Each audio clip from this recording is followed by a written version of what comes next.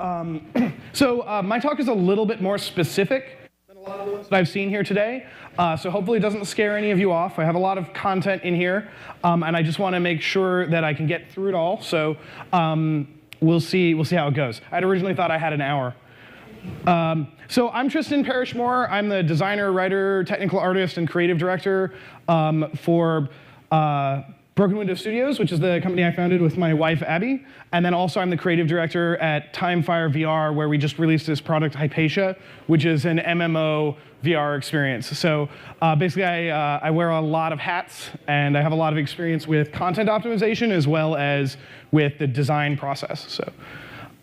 So one thing I wanted to note for anybody who's looking at this is primarily discussing desktop VR. So there are definitely a lot of rules that generally apply to all platforms, but to make sure that I was able to give useful information, I wanted to focus on desktop VR primarily. So some of the numbers are going to be a little bit different. But you can think in general, if you're following these kind of rules, you can apply them more aggressively if you're on mobile or console, and it will work just as well. So rule number one, and this is if we're talking about optimizing performance issues in your VR product. If you're having trouble with performance, it's almost always art. And no, I'm not saying this to throw blame around or anything like that. But the main reason it's important to note is because I've worked on a number of teams where when content optimizations need to happen, they actually pass it off to the engineering team to try to solve those problems and say, oh, hey, can you write a script that combines our assets together or optimizes poly counts or something like that. And I think that in general, that's a bad philosophy to follow when you're working on content optimization because art content really is at the source of a lot of those kind of performance issues, and it would be best to go back to the art side and fix art rather than trying to say engineers who already have too much to do should go and try to figure out ways to optimize other people's content. So that's rule number one for me. Rule number two, fix content problems by fixing the content, not by using engine features. So this is kind of extending off of the idea of rule number one. So if you're asking your computer to do more work to convert your content into a more performance-friendly state at runtime, just stop and do it yourself. This is basically saying fix your assets on the content creation side, not on the end user runtime side. And so there's a lot of types of tools that you can use. There's things like occlusion culling, static batching, dynamic batching, mesh simplification, mesh combiners, GPU instancing, custom LOD solutions, et cetera. You can go through a long list of possible things that could be used to improve your performance. But these should not be your immediate go-to when you see content problems. You should always be looking at the content. So the exception to rule number two would be that sometimes you can actually find tools that are useful for improving the content at the authoring phase. Examples would be texture atlasers, mesh combiners, substance tools that basically make your content creation workflow more effective. Those are things that I would definitely advocate using. But they don't happen at runtime, so they don't have a performance cost associated with them. Just as a general statement, I want to make sure that everybody feels the same way I do about optimization, which is that optimization is for producing better graphics. Every game that looks brilliant is a game that has been super well optimized, both on the engine side and on the content production side. And so optimizing is not to make something look worse, it's to make it look better. And there's also games that were poorly optimized that actually suffered quite a lot, especially in the negative perception from users, like Arkham Knight by Rocksteady, simply because they didn't have good optimization. And that's a huge waste of a huge amount of effort that goes into that production when somebody feels like they just can't play it well. So what are some good values for VR? This is always going to be ambiguous because it does depend somewhat on your content and all the varying platforms that are available. But as a general rule, you have to hit 90 frames per second, which is an 11 millisecond frame time. You have to have between 1 and 2 million triangles as an upper limit, and you probably want to be within 500 to 1,000 draw calls. So these values are consistently reliable. I think if you hit all of these numbers, you're going to have a pretty well-performing VR game, and you can push one or two things, but what you really can't push is your frame rate. So rule number 3 is learning and using your profiler. So I don't know, a show of hands, how many people here use Unity? Anybody using Unreal? I see one over there. I see a half hand. I don't know. So I've used both. I actually prefer Unity, but I think that a lot of people ask questions about content optimization, and the first thing I ask them is like, well, how many triangles are you rendering in a frame? Or what are your draw calls? Or how many objects do you have? What is your memory usage? And a lot of them have actually said they don't know, and that to me is the initial red flag. So if you want to optimize your game content, there are some incredibly, incredibly valuable tools built into modern engines that allow you to profile that information. Unity's profiler has definitely saved my bacon a bunch of times, and it really gives you a ton of information if you learn to read it. So I'm not a programmer by initial profession. I do some programming, but I would say that even laymen can understand the profilers if they just give them a little bit of time. So it's very important to do so. Also, don't try solving problems you don't have. I notice a lot of people will say, oh, I heard on a talk somewhere that this is the thing that I need to watch out for to make my game more performant. And if they do that and then they just start making changes that don't actually apply to their content, they're going to see no performance gain, and they're not going to know why. So that's one of the reasons profiling is so important. So profile builds, or in Unreal 4, a standalone game. Close all your other applications to free up your hardware. And if you're unsure about causes, make isolated changes. So change one thing that you seem to see as a major culprit, and then profile again. I don't know if anybody ever watched that show, but are you CPU bound or GPU bound? This is actually one of the really important questions to ask when you're profiling your performance, because the two pieces of hardware will only run as fast as the slowest piece. So if your CPU is taking more time than your GPU, you're actually going to have a GPU that is just waiting for your CPU to finish. The same is true in the reverse. And most profilers will actually specifically indicate that, like CPU stall or wait for GPU or something like that. Generally, the main difference between these two is the CPU is going to be doing the heavier math stuff. And I don't know, I think I had to cut that slide out. The CPU is going to be doing more of the math stuff, like the things that are runtime computation, actually fetching models from memory and handing them over to the GPU. And the GPU is going to be doing all of the number crunching for polygon counts, actual pixels on the screen, et cetera. So mesh complexity.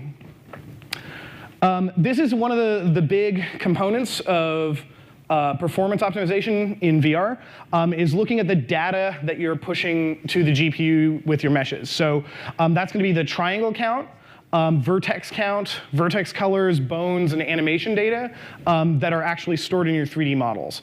And so as you can see here, there's kind of the wireframe for that character, and it's a fairly dense character. That's from our game Reflections. Generally, triangle counts and vertex counts can both be used reasonably to figure out how complex is your model. But vertex counts are technically more accurate because you get more information about UVs, shading splits, et cetera. And vertex counts can occasionally diverge quite a bit from triangle counts. And that's usually a sign that your models may have something under the hood that's less optimized. So myth number 1 for VR is that your scenes need to be more detailed in VR than in non-VR games. Now that seems kind of intuitive, but the reality is that your VR app has to be 2 to 4 times more optimized than an equivalent VR project. And so if you don't believe me, let's talk about that for a second. This is what a standard game would look like. 60 frames per second, 16 milliseconds frame time, monoscopic, meaning you're only rendering the screen once, and the field of view is about 50 to 90 degrees, so there's not a huge amount of objects that are on the screen. When you're looking at a VR game, it's going to be 90 frames per second, which is actually 11 milliseconds for the frame time. It's stereoscopic, meaning you have to render the scene twice, and the field of view can be usually around 110 degrees, but it can actually be more on some upcoming hardware. So based on this information, it's pretty obvious that our VR game has to be more optimized than the exact same game if it weren't in VR. So rule number 4 is basically assume your content needs to be 1/3 as complex as the equivalent PC title. And this is not just mesh complexity, but for all aspects of performance.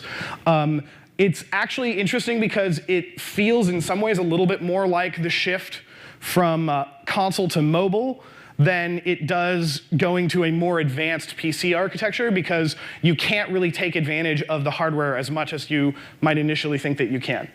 And so just to help kind of clarify that, I use a metaphor of a glass. So the things that you're trying to put into your game are filling this glass, and this glass overflows at your frame time, the cap at which your frames would start to dip below 90 frames per second. And so as you add things like 3D models, that seems fine, and you'll never look at your initial 3D models and say, oh, there's no way that that's going to be too bad.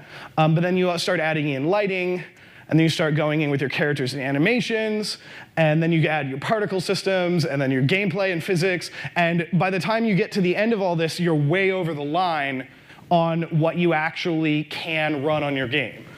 So it's extremely important to look at this from the very outset and not say, oh, I have this one 200,000 poly model, but that one model seems to be rendering fine. I'm sure it'll be OK when I'm done.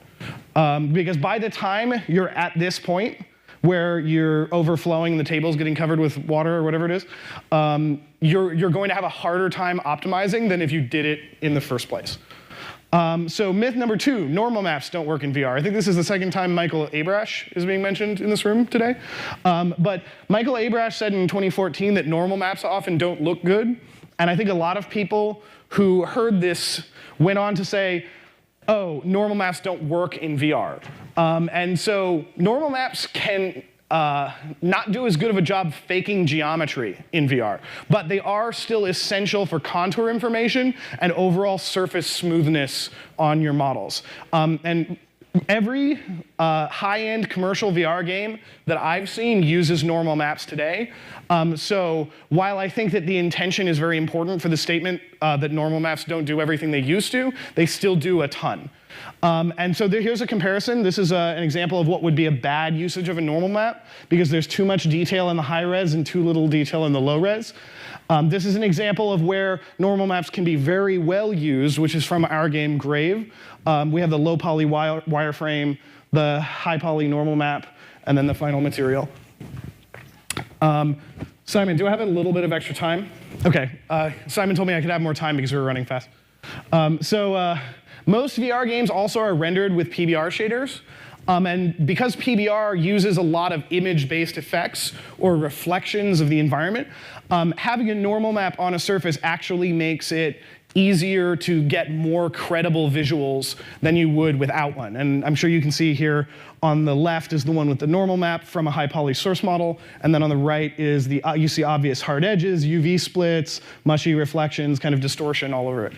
And that's because there's smoothing groups on the low poly model.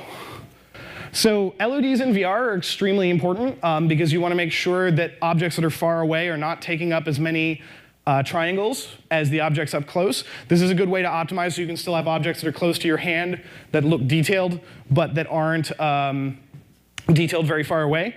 The one thing that's important to note about LODs in VR is that you probably have to have them transition at 2 or 3 times the distance that you would in a normal game application, because the screen percentage is much smaller in VR than it would be in a normal game. If you're using LODs for a character model, there are generation tools available, so like Simply Gone or things like that that can actually work. If you're making LODs for hard surface models, just make the LODs manually. Just tell your artist to do it. I know they won't like it, but you should have them do it anyway. There's no good way to make hard surface models simpler with a tool. Occlusion culling is also very useful. And one thing I'll say about occlusion culling is that actually in Unreal Engine, static occlusion culling performs better than the dynamic real-time occlusion culling.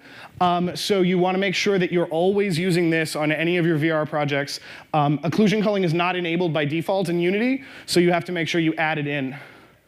And then also, if you want to make your occlusion culling more optimal, you can use visibility blockers. Basically, the idea is that you have a scene, and then you want to make sure that it's very, very hard to see through any gaps in the models in the scene. So you just put some geometry that either is set not to render or has like a null material on it so that you can have that still block visibility, but actually make the checks much simpler. Terrain is your enemy, so you've got to be really, really careful with terrain. This is a shot from Bloodborne. I just wanted to point out that all of this is super janky terrain that doesn't look very good if you dig into it. But the environment in Bloodborne is still stunning, and that's because they have really good art direction and technical design, not because they have super heavily subdivided terrains. So if done properly, myth number 3, if done properly, optimizations should be invisible even to you. That's definitely not the case, because rule number 5 is, if you can't tell you optimized it, you didn't optimize it enough. Draw calls. So draw calls are basically just sending models from the CPU to the GPU. They're very slow because the CPU doesn't do its business very effectively. Meshes times the number of uses, times the number of materials, times the number of shadows will usually give you a good idea of how many draw calls you have. So for example, right now I have these models here where each of them have 3 materials on them. There's 100 uses. This is a little messed up on the slide. But basically, 100 uses of these ends up being 600 draw calls once it's rendered. If all of them had been a single material, it would have been 200 draw calls. So you can see how that steps really rapidly.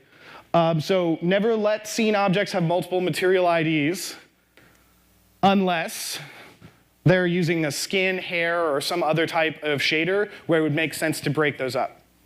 Here's an example of a material that could be optimized. So you could actually take these 3 pieces, combine them into one object and one material.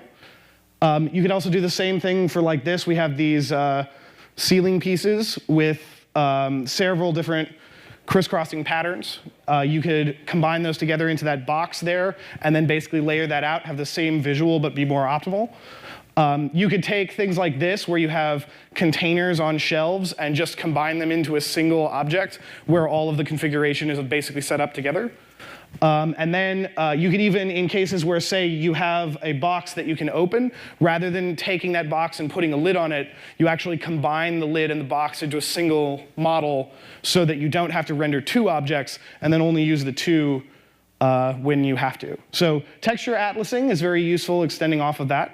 I think I'm probably running a little short on time, but I'll try to wrap this up quickly. So now one thing, both Unity and Unreal have the ability to instant stereoscopic rendering, and that gives you the ability to basically take the information from one eye and render it the same for the other eye, rather than having to do more CPU calls. There are some situations where this actually can hurt your performance, but in general, I would say do it. In lighting, you want to make your lighting static, if at all possible. Baked lighting is always preferable. Dynamic lighting is terrible performance and actually increases both the draw calls and the poly count of your final scene. And it's roughly equivalent to the number of objects that it hits with those dynamic lights. So rule number 7, make your light static unless you absolutely cannot do it. Forward versus deferred rendering. Basically, this is a weird topic, but a lot of modern engines have shifted to being deferred. Deferred is actually kind of bad for VR because it's not quite as optimal, and you can't take advantage of the features that deferred rendering offers. So you want to use forward if at all possible. It allows you to do MSAA and a few other things. So rule number 8, use forward rendering. 5, post effects. There's an image without post effects. There's an image with way too many post effects. You want to find yourself somewhere in the middle. Post effects can take 1 to 3 milliseconds to render each. So some that are good are tone mapping, bloom, color correction, and fog. Everything else you probably shouldn't be using, both because it looks bad in VR and because it's bad for performance. So use as few post effects as possible. And I would say a lot more, but I know we're running short on time. So thank you guys. Okay.